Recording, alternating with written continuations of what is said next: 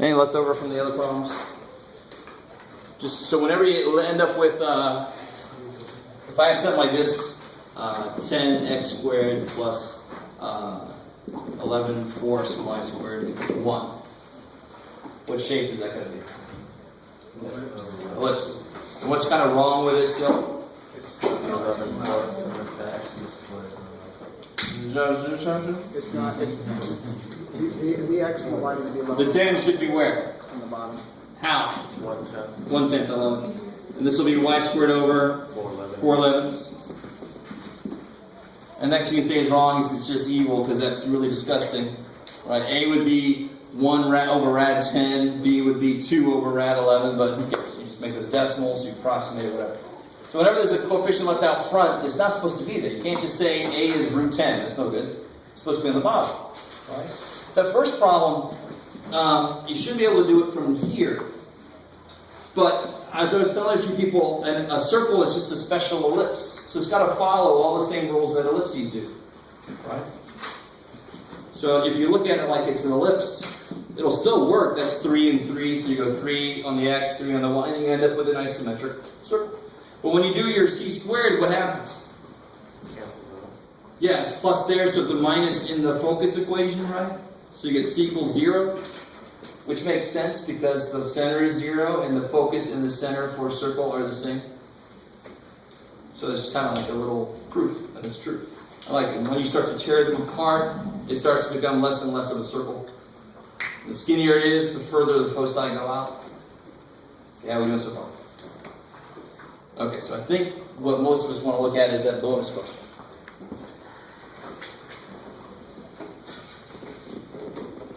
So first off, please help me remember what to do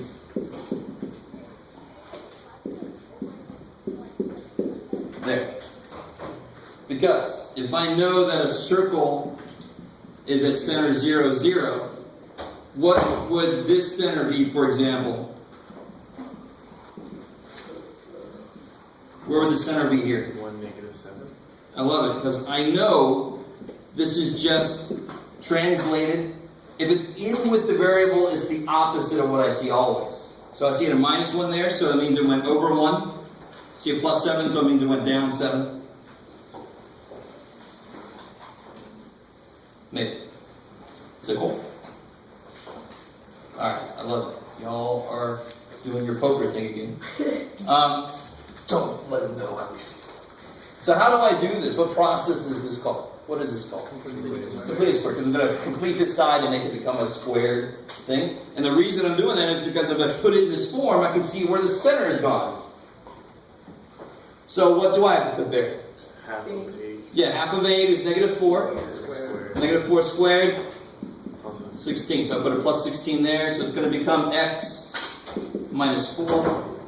This would need half of 6 is 3. 3 squared is 9. So it needs a 9, and the 3 is how it would factor, right? Does that sound familiar? Okay. So I told you when we learned this, it said it very quickly becomes something, a silly way to do things, because we got quadratic formulas going to help us. But now, ain't shit going to help us except for completed square when I'm trying to put this into a standard form. So it does have a reason to exist. So if I do that to this, I have to add 16, so I better add 16 there. And here I got to add 9, so I better add 9 there. Right? Whatever I do to one side, I got to do the other side.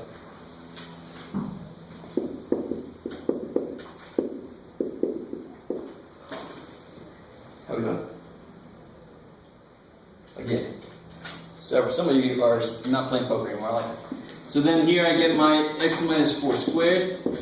And here I got my y plus 3 squared. So tell me everything you know about this thing. Careful. It's got a plus. It's a circle. It's a circle. So it's a more specific ellipse. It's a completely symmetric ellipse, which is also known as a circle.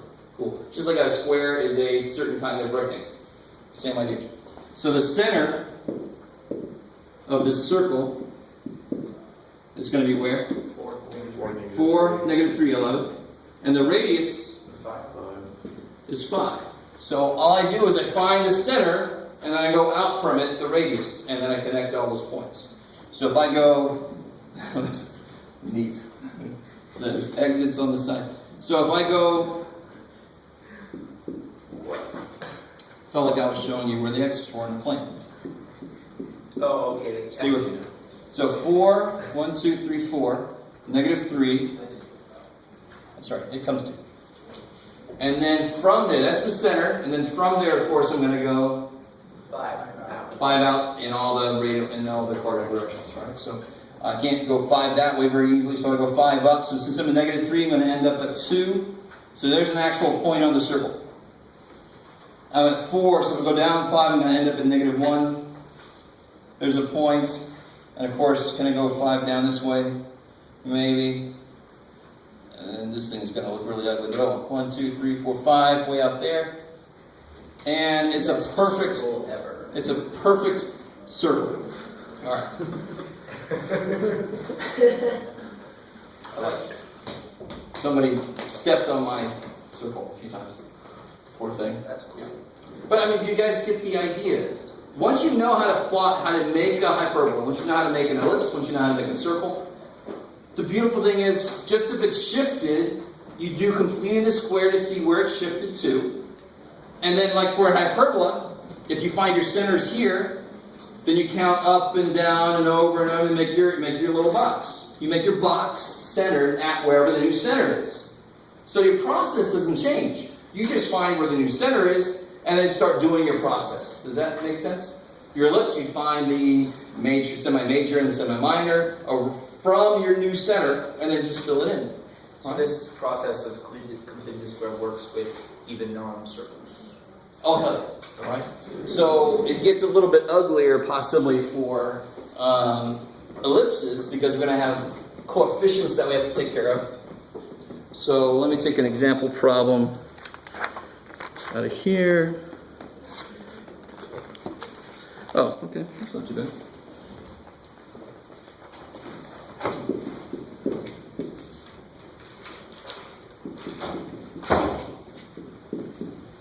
There's a nice one. I'm forgetting what I just said. What shape is this and why? It's got to be an ellipse. Different coefficients. Different coefficients, so that by itself doesn't tell you if it's ellipse or hyperbola. Oh, plus. Yeah, both of these are the same sign. They could be evil and do this thing to you. Same. If they're the same sign, it's at least an ellipse. Different coefficients, it's an ellipse, not a circle. Right? And these are extra condition of having the same coefficients to be a circle. So, which variable needs to be cleaned up a little bit? What do I mean by that? Which variable needs to be rewritten? Yes. The x, because it's got pieces around, right? The y is fine. All the y stuff is in one little term. The x stuff is spread out. It's kind of gotten, I want to contain it, right? So how the hell do I do that?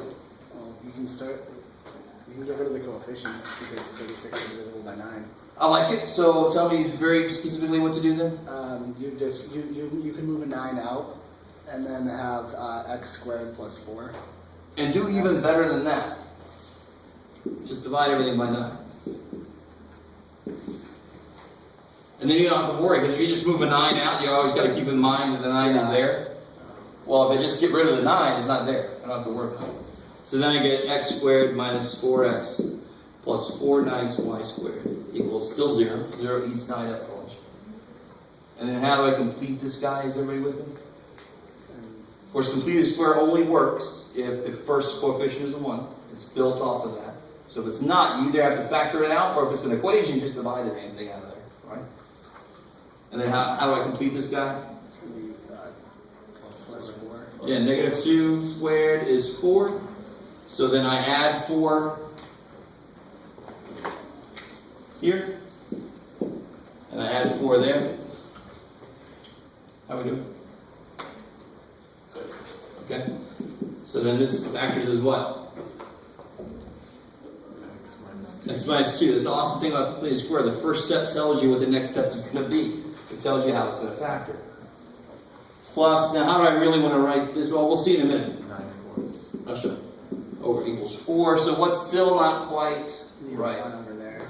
I need a 1 over there, so then I Divide by 4. divide by 4. Here, 4/9 divided by 4 is incredibly 1/9. Is that cool? Don't be forgetting, 4 is something, divided by 4 is 1 is something. There you go. So 4/9 divided by 4 is 1/9. And it was 1/9, I just put the 9 on the bottom. Are you guys cool with that? So that was done, right? Okay. So what's A? What would I say it is? Okay. I would say it's 2. B is 3. However you want to look at it, doesn't matter. Those are arbitrary. And then before we start graphing, what's C squared? So it's an ellipse, it's a plus, so my C's got to have a minus. So it'd be root 5. Big one minus small one, so it'll be C equals root 5. Just remember that. If it's an ellipse, if it's a plus here, it's got to be a minus in the focus equation. If it's a minus, if it's a hyperbola, a minus there, it's got to be a plus in the focus equation. Right? So just make that part of how you know things. That's simple. Just make that part of how you know things. And now to graph this, how far am I going to go on the x-axis? Let me say it's left and right. 2. I'm going to go 2, but I'm going to start at the center. And what is the center? 2, 0. 2, 0, 11. The y wasn't messed with at all. But the x has to go over 2 to make up for the minus 2. So the center is at 2, 0. So when I graph this, here's 2, 0, here's the center.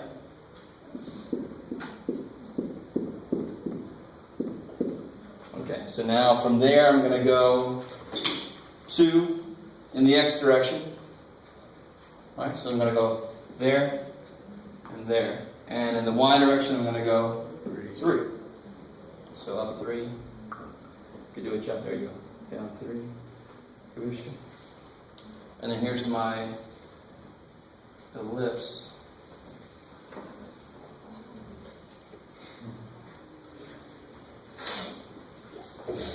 And then what's the root 5? What's the square root of 5 roughly? 2 point something? 2.2? Yeah, 2.24. I like it. So where are my foci going to be? On the y-axis. In the y direction, right? Because that's the major. Is that cool? So your foci always end up going in the same direction as the bigger number did. You guys got it? Because now I'm not really on an axis possibly if my center's moved around. So here I'm going to want to go up and down 2.2. It's about right there. It's about right there. And don't even make those points. Be careful. Make them like X marks or little open circles. Right? Make them points, and then you're trying to tell me that those are points on the graph. And I'm like, how the hell is that? How's that? Is that right? So the better you know section 11, 1, 2, and 3, the easier section 11, 4 is, because it's just a bunch of completing the square, which you might have to review, and then just moving over and then doing everything you were going to do anyway, just from a different center. So the better you understand level 1, 2, 3, you know those processes, you just do those based off of different centers. So 11.4 is nothing new really. It's too bad we don't have time for 11.5, because that's where you actually take things and turn them like that. Isn't that felt trait? Yes. We're doing If that. you have an angle you want to rotate, and that's why we can't do it. Oh, cool. I'm happy you made your day. Alright guys.